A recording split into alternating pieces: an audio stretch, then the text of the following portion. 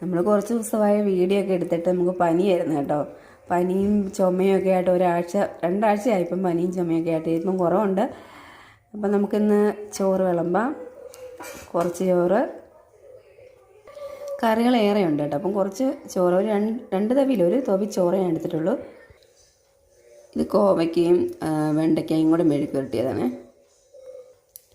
വൻപയർ തോരന്, ഇത് വേറെ കാതോരനാണ് കേട്ടോ. ഇത് രണ്ടും നമ്മൾക്ക് ഒത്തിരി കറികൾ വരുന്ന വെച്ചാൽ നമ്മുടെ അപ്പുറത്തെ കുടുംബത്തു നിന്നും കൂടെ നമുക്ക് കറി തരും. അപ്പം അങ്ങോട്ടും ഇങ്ങോട്ടും ഞങ്ങൾ ഷെയർ ചെയ്യാറുണ്ട്. അപ്പം അങ്ങനെയൊക്കെ കിട്ടും. അപ്പോൾ അപ്പുറത്തുനിന്ന് തന്ന കറിയാണ് വൻപയർ തോരനും അതുപോലെ ഈ കാതോരനും കേട്ടോ.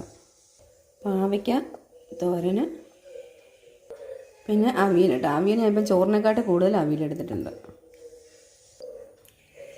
തക്കാളിക്ക് ഇട്ട് വെച്ച മോര് കാച്ചിയതാണ്. പിന്നെ മീൻകറിയുണ്ട്. മീൻകറി അപ്പുറത്തുനിന്ന് ഇവിടെ നമ്മളൊന്നും മീൻ വാങ്ങിച്ചില്ല കേട്ടോ. അപ്പോൾ ഇതൊക്കെയാണ് നമ്മുടെ ഇന്നത്തെ കറികൾ.